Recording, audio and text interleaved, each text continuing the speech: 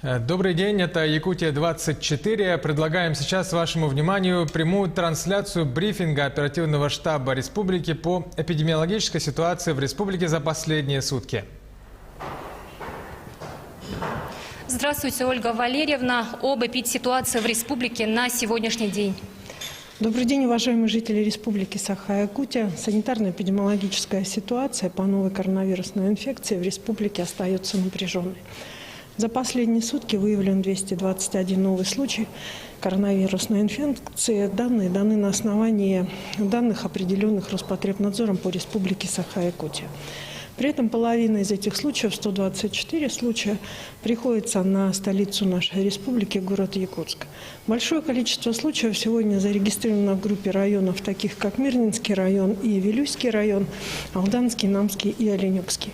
Необходимо обратить внимание на то, что данные группы районов также находятся на особом внимании для того, чтобы в кратчайшие сроки урегулировать возникающие проблемы, которые привели к тому, что возникло такое большое количество случаев. От 1 до 6 случаев зарегистрировано еще в 21 районе республики. Соответствующую работу проводит как Управление Роспотребнадзора, так и учреждения здравоохранения на местах. За последние сутки зарегистрировано 3 летальных исхода на территории республики. И было проведено 6284 исследования на новую коронавирусную инфекцию. Всего вообще в республике за весь период нашими лабораториями, количество которых увеличивается, сделано 731 тест. Необходимо обратить внимание, что с этой недели есть 2 новых новшества, которые определены постановлением Роспотребнадзора Республики Саха-Якутия. Они связаны прежде всего с тем, что в соответствии с этим постановлением у контактных лиц не будет отбираться анализ на новую коронавирусную инфекцию, а им без анализа предписано нахождение на 14-дневной самоизоляции, если они являлись таким контактным лицом. Забор анализов будет осуществляться лишь только при соответствующих клинических проявлениях. У нас с вами с этой недели начался учебный сезон, поэтому для органов местного самоуправления, для органов государственной власти, как учредителей образовательных учреждений, главным является создание безопасных условий обучения наших детей. Для этого, соответственно, школы и детские сады оборудованы соответствующими рециркуляторами, осуществляется термометрия.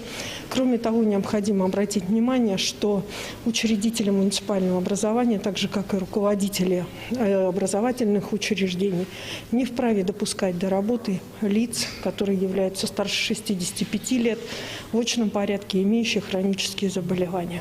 По-прежнему, к сожалению, наиболее подвержены этому заболеванию являются лица старшего возраста, поэтому я еще раз обращаю ваше внимание на необходимость поддержки и особо бережного отношения к лицам старшего поколения.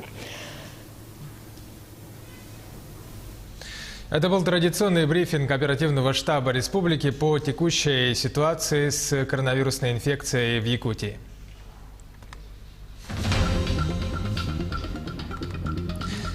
Начинаем выпуск новостей. Госкорпорация «Фонд ЖКХ» и Якутия сотрудничают. Будет подписано соглашение о финансовой поддержке в переселении граждан из аварийного жилья. Якутск может принять тотальный диктант. Продолжается голосование на выбор столицы известной масштабной акции. Праздник к нам приходит. Зажжение главной новогодней елки в Якутске состоится 1 декабря в онлайн-формате.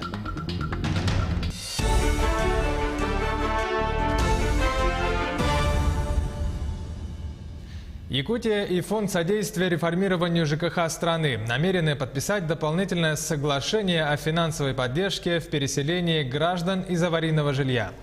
Председатель НАП-совета фонда Сергей Степашин и глава госкорпорации Константин Цицин прибыли сегодня с рабочим визитом в Якутск. Документ будет подписан по окончании совещания с главой республики Айсеном Николаевым, членами правительства республики и руководителями администрации районов, посвященном программе переселения из аварийного жилья. Кроме того, делегация посетит открытые